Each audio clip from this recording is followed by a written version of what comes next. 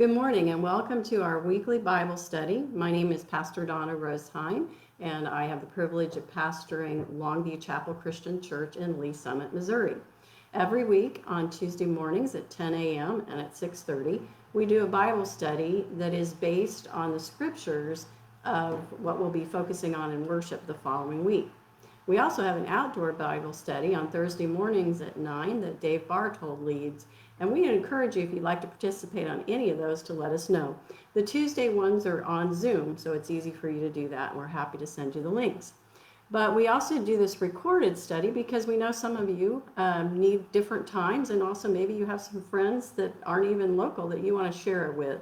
So we are excited about all those of you who are joining us, and today's study is on Lamentations. Now, I don't know how many of you have pre-read the book. It is a short book, but it's also a really painful book. It is probably the most tragic book of all the books in the Bible. And if you read it, you'll see some really horrifying things. It talks about the fall of Jerusalem for the last time when the Babylonians attacked in 587 BCE. Now, they had come and raided and beaten down the people twice before. They'd even taken all of the special equipment, the brass, the gold, the silver, from the temple of God. But this third time, they basically completely destroyed the city, and most importantly, they destroyed the temple of God, the very sacred place where the people came to worship, came to sacrifice. So Lamentations consist of 5 poems, and these 5 poems are representing a narrator, the daughter Zion, a resident, and the community who all have a voice. And when each one of them speaks, there's a different point of view expressed. And at some points, it's kind of difficult to tell which one's speaking because the voices blend together. Historians believe that it could have been written around 586 BCE, very soon after the destruction, but it very well could have been later.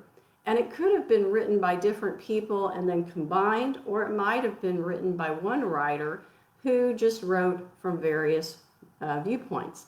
The book is written in Hebrew, and it's an acrostic in the first 4 chapters. So in the Hebrew alphabet, there are 22 letters.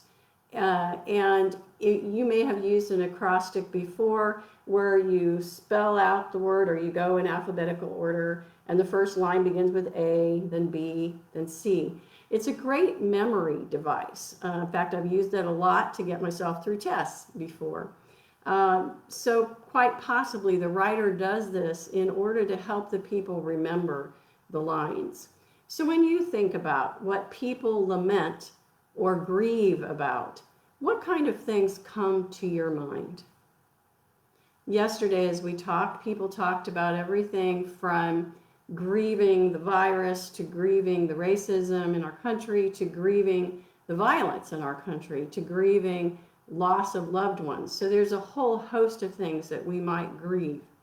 And as we grieve, what we do with that grief either helps us to grow closer to God, or sometimes it can separate us from God. And in the same way in Lamentations, the people are really focused on the destruction. Keep in mind that they were under siege when part of this happened, and so they were being starved to death, literally. And there's a very sad passage in Lamentations that talks about how the people actually ate their children to survive. And those are things that none of us like to think about. If you want to read one of the less violent sections to just kind of give yourself a sense of the book of Lamentations, I encourage you to read chapter 1, verses 1 through 7. But whatever you read in Lamentations, you're going to find a people who are really destroyed, and they are struggling with what it means to even be alive, and they're struggling with what has happened between them and God. So remember now, they've lost everything, and they've lost the temple. So if you were them, what would be some of the faith questions that you would be asking if the temple of God was destroyed? Well, you might be wondering if the Babylonian god Marduk was stronger than your God. You might wonder, is your God dead? You might also wonder, has your God completely abandoned you and just gone someplace else?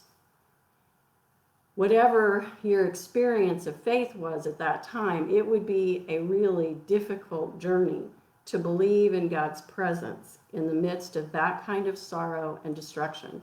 And keep in mind, for quite some time now, the people have been listening to the prophets who've been trying to pull them back to God, and yet at least the majority of them are not willing to listen. So in the middle of all this sorrow in Lamentations comes this really beautiful section. And it's in Lamentations chapter 3, verses 22 through 24. And I'm sharing this with you from the NRSV. The steadfast love of the Lord never ceases. His mercies never come to an end. They are new every morning. Great is your faithfulness. The Lord is my portion, says my soul, and therefore I will hope in him. So the steadfast love of the Lord never ceases is that very first line in verse 22. How easy or hard do you think it was for the Israelites to believe that after the fall of Jerusalem? It would have been a challenge. And if you remember when we studied Jeremiah, one of the things Jeremiah does is send a letter to the people in exile telling them, look, God still loves you. And it's going to be a while before you ever get to come back. But God has not abandoned you. You're just learning what sin creates for you, destruction.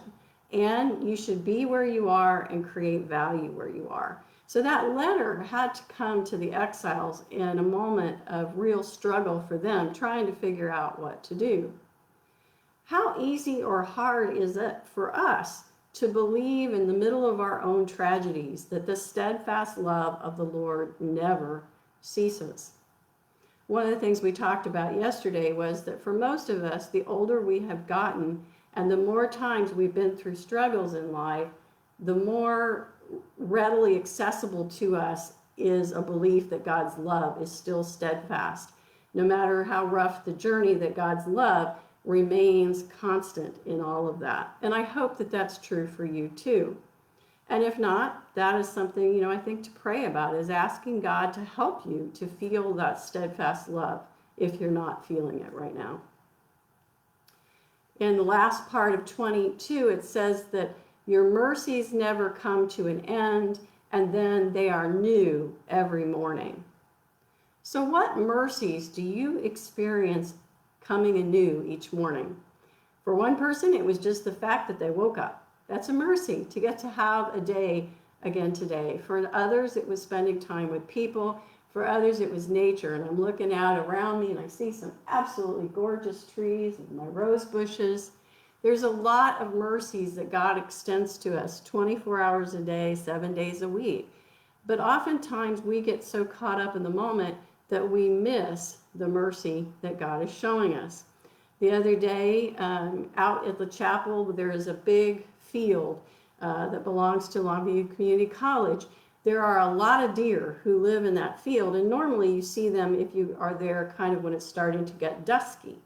But this particular day, in the middle of the day, when it was hot, there was one lone doe, all there by herself, eating away on the grass. And somebody that I was visiting with outside was just so caught by the beauty of that doe and how God had created such a beautiful, beautiful animal. And sometimes I think we just need to take a mercy break. And being aware of the very fact that if we had something to eat today, there was mercy. And for those who are struggling financially right now, I send up special prayers for you. I have several people that I know now who've lost jobs, and they're trying to figure out how to work all this together. So the mercy of God may come to you in all kinds of unexpected ways. And we pray that you'll soon find the jobs that you are seeking.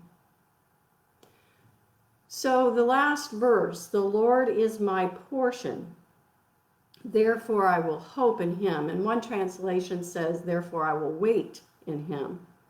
So how do you describe your hope in God? What hope does God bring to you? I encourage you to think about that a little bit. Yesterday we talked about all kinds of hope, everything from a vaccine to learning how to communicate better with each other in the world, for people who are hoping for health, hoping for friends, hoping for an opportunity to work. So there's all kinds of hopes that we have. And as we hope, how is that hope part of God's hope for us? And hopefully our hopes and God's hopes align. And if they don't, then that's a very important moment for us to take a turn and relook at what we're hoping for. You may have already caught the line, "Great is your faithfulness."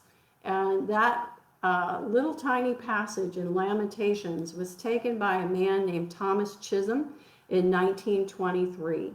And he took the passage and he wrote, "Great is thy faithfulness." Some of you will recognize that song.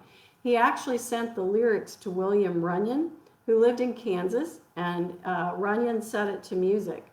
And that piece was sung at many Billy Graham revivals and lots of other places. And it's inspired people to think about how great God is.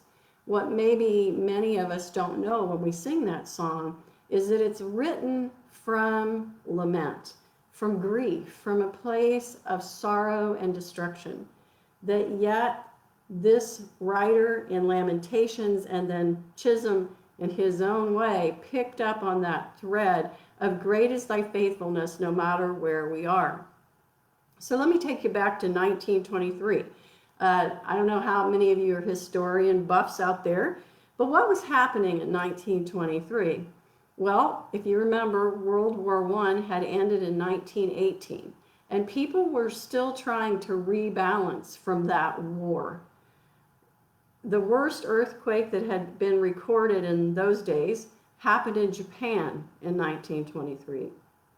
And the Germans, who had been ordered to pay reparations because of World War I, had chosen to stop paying those reparations in 23. So that tension was beginning to grow even then.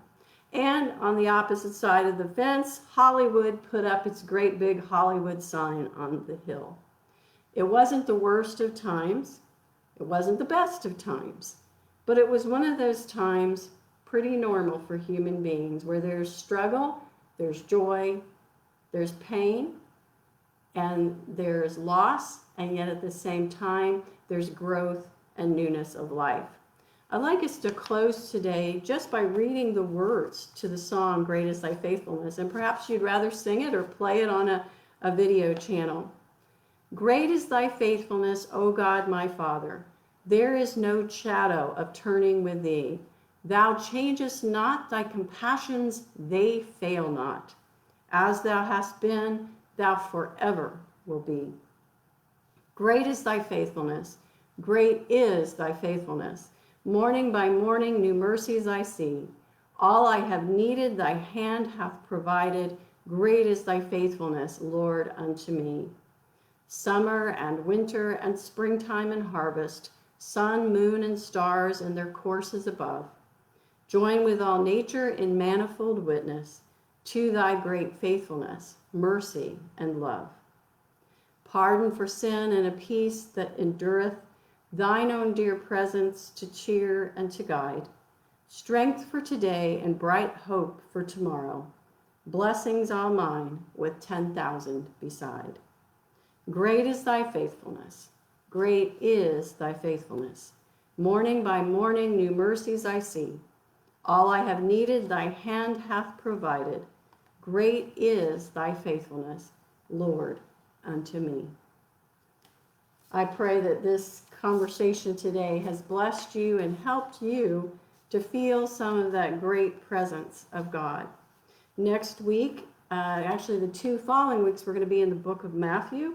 The first week we will take on the first half of Matthew, and the second week we'll be looking at key points in the second part. But specifically, if you don't have time to read the whole first half, focus on Matthew 4:17 and Matthew 5:2 through 12. So that's Matthew 4:17 and Matthew 5:2 through 12. I enjoy hearing from you, and if you have questions or any pastoral needs that you'd like to discuss, please feel free to email me, Facebook message me, or give me a call. May God bless you and keep you and be with you in all the moments of your life, the easy ones, the hard ones, the joyful ones, and the sad ones. Blessings and peace.